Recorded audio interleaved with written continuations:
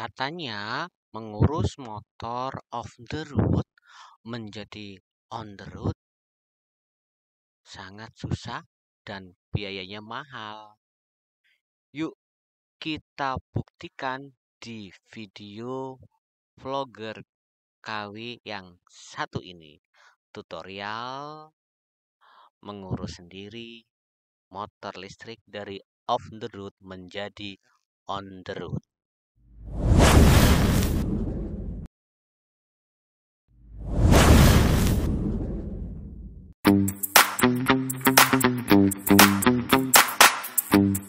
Hari ini kita akan jalan-jalan pagi, tapi nggak kemana-mana. Mau kemana pagi hari ini?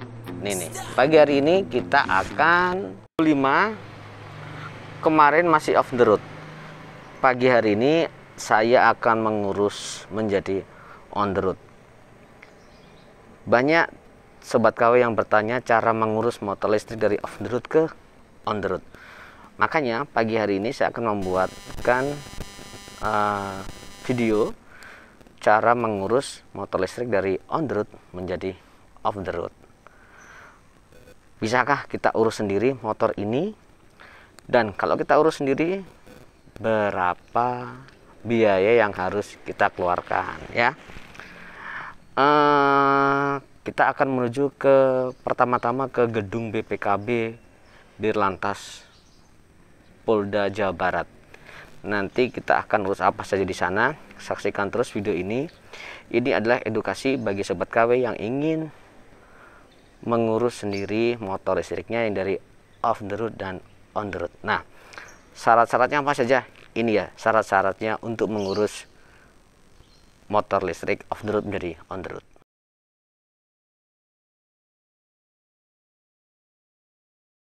Dokumen pertama yang perlu disiapkan adalah KTP-nya sobat KW sendiri, bukan KTP orang lain, karena kita akan mengurus motor listrik ini menjadi atas nama kita sendiri.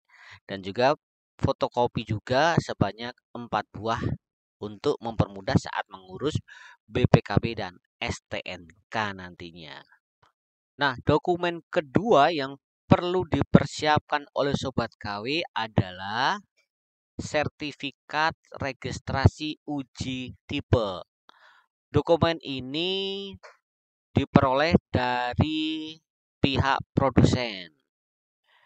Jadi ini berisi mengenai informasi bahwa kendaraan yang kita beli, misalnya Isigo ini dengan nomor rangka sekian, nomor mesin sekian ini telah memenuhi persyaratan teknis dan unjuk kerja yang sama dengan tipe kendaraan bermotor berdasarkan surat keputusan Direktur Jenderal Perhubungan Darat nomor KP 5066 sekian sekian sekian tanggal 4 November.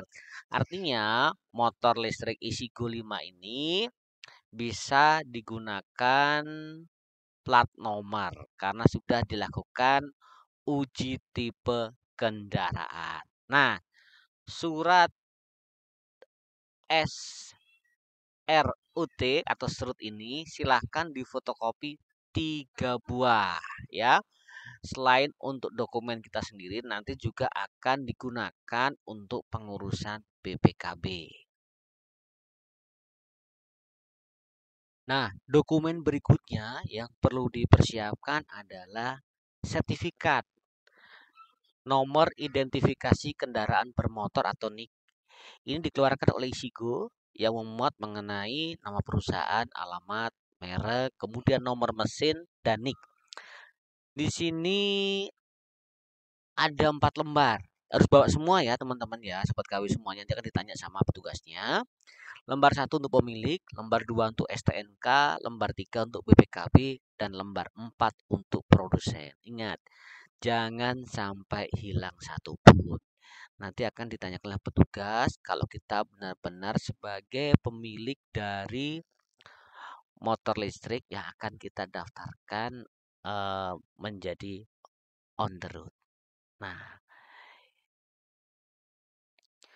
Nah, dokumen berikutnya atau yang keempat adalah faktur kendaraan bermotor. Ini dikeluarkan oleh produsen. Nah, di sini mencakup identitas pemilik. Jadi sobat KW, di sini namanya harus atas nama sobat KW sendiri ya. Tidak boleh orang lain ya. Atas namanya siapa, alamatnya harus sesuai KTP. Nomor KTP-nya berapa atau NIK-nya berapa harus sama dengan KTP yang kita miliki. Kemudian identitas kendaraan meliputi merek, tipe, jenis, model, tahun pembuatan, isi silinder, warnanya apa, nomor rangka, nomor mesin, kemudian bahan bakarnya apa, dan harganya. Ternyata isi Go5 itu on the road-nya seharga 10.500.000 ya. Daftar dokumen pendukung ini CKD. Ya, ada SUT sudah tertera di situ. Nah, ini dibawa semuanya nanti ditanyain juga ya. Lembar 1 untuk BPKB, lembar 2 untuk STNK, lembar 3 untuk pemilik, lembar 4 untuk prinsipal, dan lembar 5 untuk dealer. Ini persyaratan keempat yang harus dibawa oleh Sobat KW saat mengurus sepeda listrik, sepeda motor listriknya. Oke, sudah lengkap semua. Saatnya berangkat. Tapi tunggu dulu, ada yang kurang. Ini dia. Jangan lupa bawa alat tulis sendiri ketika akan datang ke kantor Ditlantas Polda Jawa Barat. Buat apa? Banyak yang akan kita tulis-tulis nanti di sana dan tidak disediakan pulpen. Jadi sobat KW bawa pulpen sendiri ya, jangan minjem-minjem. Kondisi saat ini loh. Oke, kita langsung ke kantor BPKB Ditlantas Polda Jabar. Lokasinya nih berada di Jalan Soekarno-Hatta nomor 839 Babakan Penghulu, Cinambo, Bandung. Nah, ini dia lokasinya setelah ada bengkel. Ini dia lokasinya. Kita belok ke kiri. Nah, di depan ada petunjuk. Silakan masuk di gedung BPKB Ditlantas Polda Jawa Barat. Jadi jangan sampai kelewat ya Sobat KW ya. Habisnya langsung masuk ke dalam. Kemana itu? Ikuti terus video ini sampai selesai. Yuk masuk ke dalam kita. Yang pertama setelah kita masuk adalah cek fisik kendaraan bermotor. Makanya kendaraan listrik kita bawa langsung ke Ditlantas Polda Jawa Barat untuk melakukan pengecekan. Nah, di sini Sobat KW, datang saja ke basement bagian bawah, basement ya bawah ya. Di situ nanti ada akang-akang yang akan membantu kita untuk melakukan cek fisik. Nah, Sobat KW nanti mengisi formulir yang diberikan oleh petugas cek fisik. Makanya saya bilang bawa pulpen sendiri. Di situ kita akan mengisi mulai dari nama, kemudian KTP, kemudian alamat, motor, kemudian nomor rangka, nomor mesin, dan lain sebagainya. Nanti rangkap 2 di situ isinya. Setelah itu diserahkan kembali formulir tersebut kepada akang-akang bagian cek fisik. Kita tunggu di situ berkasnya. Kalau sudah lengkap nanti dikasih map. Jadi semua berkas kita kasihkan semua di situ dulu. Semua berkas yang dari awal tadi mulai KTP, nomor NIK kendaraan, kemudian serut, faktur dan lain sebagainya kita serahkan di situ. Nanti akan dijadikan satu di staples dan dikasihkan map, terus ditulisin apa namanya cek fisik kendaraan baru. Itu proses yang pertama. Setelah kita melakukan cek fisik tadi, kita akan mendapatkan satu bundel berkas ya, dimasukkan dalam map. yang berisi semua dokumen yang telah kita serahkan tadi beserta cek fisik kendaraan bermotor kita. Nah, dari situ kita langsung menuju ke tempat pendaftaran lantai 1, kita naik tangga. Di tempat tersebut nanti kita menuju ke bagian pendaftaran. Kita serahkan semuanya berkas tadi itu, segepok itu ke bagian pendaftaran, ke petugasnya di sana langsung. Nanti di sana kita akan diperiksa kelengkapan berkas dalam penerbitan BPKB. Apa saja itu? Nah, ini dia. 1. Permohonan penerbitan BPKB, kemudian KTP, kemudian faktur BPKB, kemudian NIK ya, kemudian sertifikat uji tipe atau sertifikat registrasi uji tipe, kemudian cek fisik kendaraan tadi yang sudah dilakukan di basement itu diserahkan di atas semuanya nanti. Nah, kemudian karena kita belum memiliki yang namanya permohonan penerbitan BPKB, makanya di loket tersebut kita harus ngisi dulu yang namanya surat permohonan registrasi kendaraan bermotor. Nah, di sini Sobat KW, kalau mau pilih plat nomor pilihan, nah di sini nih, misalnya mau D5401 Edi atau D5084T Sobat makanya. Nah, disinilah lokasinya. Sobat KW bisa minta nomor registrasi kendaraan bermotor pilihan, ya. Nah, di situ kita ngisi identitas pemilik meliputi nama, pekerjaan, alamat, NIK, nomor telepon, alamat email, dan tanda tangan. Kemudian identitas kendaraan meliputi merek, tipe, jenis, dan lain sebagainya. Kemudian dokumen persyaratan registrasi pertama itu surut ya. Kemudian nanti kita tanda tangani dan diserahkan kembali kepada petugas bagian pendaftaran untuk dicek ulang. Setelah semua berkas dokumen lengkap, Sobat KW akan mendapatkan yang namanya ini nih, apa namanya? Tanda terima ya. Tanda terima pengurusan BPKB ya. Jadi bukti registrasi BPKB nanti meliputi NRKB, nama, alamat, kemudian identitas kendaraan, mereknya apa. Nah, nanti Sobat KW ini sebagai dasar bahwa Sobat KW sudah mendaftarkan kendaraan bermotor Sobat KW di kantor Ditlantas Polda masing-masing.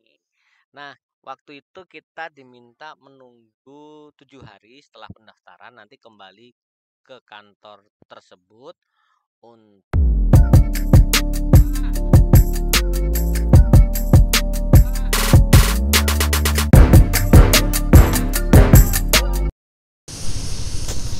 Sobat KW, hari ini kita akan melanjutkan proses biaya balik nama pertama motor listrik Isigo 5 yang minggu lalu kita urus, sudah kita serahkan berkas-berkasnya di gedung Direktorat Lalu Lintas Polda Jawa Barat. Hari ini kita lihat apa yang kita dapatkan. Kita suruh menunggu seminggu kemarin. Nah, hari ini kita lihat apa yang kita proses lagi seminggu setelah berkas tersebut diserahkan. Jadi ikuti terus proses motor listrik dari off the road menjadi on the road. Nah, sampai di gedung Ditlantas Polda Jawa Barat, kita serahkan tanda bukti registrasi permohonan penerbitan BPKB ke petugasnya. Nanti oleh petugas akan diberikan semacam kwitansi untuk membayar buku pemilik kendaraan bermotor. Nah, di sini sudah ada plat nomornya loh. Plat nomor saya D3951 ADS. Pembayarannya itu ada di bank. Banknya ada di satu tempat di samping loket. Di situ ada Bank Jabar. Senilai 225.000 untuk eh, sepeda motor dan 375.000 untuk mobil. Nah, proses ini selesai di Ditlantas Polda Jawa Barat. Untuk BPKB menunggu 1 bulan setelah penyerahan dokumen atau pembayaran ini selesai. Berarti nanti sebulan setelah tanggal 13 April harusnya sudah saya ambil, tapi hujan terus belum sempat diambil. Nah, setelah ini petugas menyarankan untuk segera menuju ke Samsat Bandung Tengah untuk mengurus STNK dan pajak-pajaknya. Siapa tahu bisa cepat selesai. Beliau menyarankan seperti itu dan akhirnya kita langsung cus ke Samsat Bandung Tengah yang ada di daerah Kawaluyaan. Jadi nggak sih dalam sehari STNK sama pajaknya sama plat nomornya? Soalnya kita sering lihat ada plat putih ya. Nah, kita langsung saja ke Samsat Bandung Tengah di Kawaluyaan untuk melanjutkan proses berikutnya. Yuk, ini dia Samsat Bandung Tengah yang berada di Jalan Kawaluyaan Raya. Kita akan mengurus pajak, kemudian STNK dan plat nomornya di Samsat ini. Langsung kita masuk ke dalam yuk. Proses yang pertama di sini adalah pengecekan progresif. Berkas yang diserahkan dari Direktorat Lalu Lintas Polda Jawa Barat tadi diserahkan ke loket progresif. Semuanya serahkan satu map. Tujuannya untuk mengecek jumlah kendaraan per motor yang kita miliki. Jadi nanti akan dicek berdasarkan nomor nik ya. Kalau sobat kayak punya 5 ya ini ke 6 gitu. Sobat kayak punya ke 1 ya ini kedua. Nanti petugas akan menginformasikan jumlah kendaraan bermotor yang kita miliki berdasarkan nomor nik ya. Nanti mahal enggaknya ada di sini nih ya. Jadi siap-siap aja kalau sobat kayak kendaraannya 3 ya di sini nanti akan jadi 4. Setelah dari loket progresif kita menyerahkan semua dokumen dan berkas tadi ke loket 1A. Itu pendaftaran dan penetapan. Nah, ada yang lucu tadi di loket progresif. Petugasnya itu bingung. Ini motor listrik progresifnya kena berapa ya? Mau ditanyakan dulu ya, A ya. Berapa kenanya? Oke, kita cuma senyum saja ya. Orang tahu berapa pajaknya nanti. Nah, habis itu di loket pendaftaran dan penetapan, kita akan diberikan semacam ketetapan untuk membayar sejumlah pajak dan biaya administrasi lainnya. Penetapan tersebut kita serahkan kemudian ke pihak bank yang lokasinya berada di situ-situ juga. Langsung kita bayar ke Bank Jabar yang ada di situ. Berapa sih nilainya? Nilainya sama yang ada di nanti surat ketetapan pajaknya ya. Setelah selesai dibayar, kita kembali lagi ke loket 1A, loket pendaftaran dan penetapan. Di sini kita akan mendapatkan surat ketetapan pajaknya beserta STNK-nya langsung saat itu juga. Berapa sih pajak motor listrik Isigo kepemilikan kedua? Ini dia. Nah, ini dia biaya. Hehehe. Biaya yang harus kita keluarkan untuk motor baru kita Isigo 5. BBNKB, biaya balik nama kendaraan bermotor untuk pertama kali. 27.500. Wah, murah banget. Pajak kendaraan bermotornya 24.800 kepemilikan kedua. Oh, SWK LJJ atau asuransi biasa sesuai 35.000. Kemudian penerbitan STNK 100.000, penerbitan tanda nomor kendaraan 60.000. Totalnya Rp247.000 saja. Jadi di sini di Samsat Bandung kita mengeluarkan uang sebesar Rp247 untuk semua biaya tadi. Murah banget kan dibandingkan motor bensin. Habis berapa itu? Banyak. Apalagi ini motor kedua. Nah, kan kaget. Teh. Nanya dong. Plat nomornya jadinya kapan? Oh, langsung aja diambil di belakang. Hah? Jadi habis dari penetapan, kita langsung ambil plat nomor di belakang. Utuk, jalan ke belakang, kita serahkan tanda bukti tadi dari depan untuk mengambil plat nomor kita. Kita serahkan plat nomornya, serahkan sama bapaknya, langsung deh plat nomor kita ada. Terus bapaknya nanya, motor listrik ya? Iya, Pak. Harganya berapa? Harganya segini. Murah ya? Iya, Pak.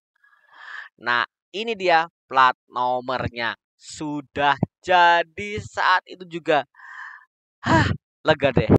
Terus biaya yang dikeluarkan untuk mengurus sendiri sepeda motor listrik habis berapa nih? 2 juta? Enggak. 1,5 juta? Enggak. 1 juta nih pasti nih? Enggak.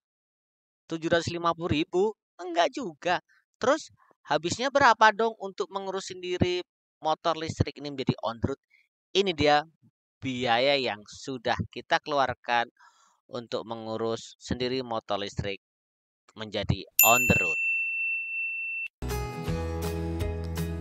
Nah, ini biaya yang dikeluarkan untuk mengurus motor listrik Easygo 5 dari kondisi off road menjadi on the road. Yang pertama, biaya penerbitan BPKB Rp225.000.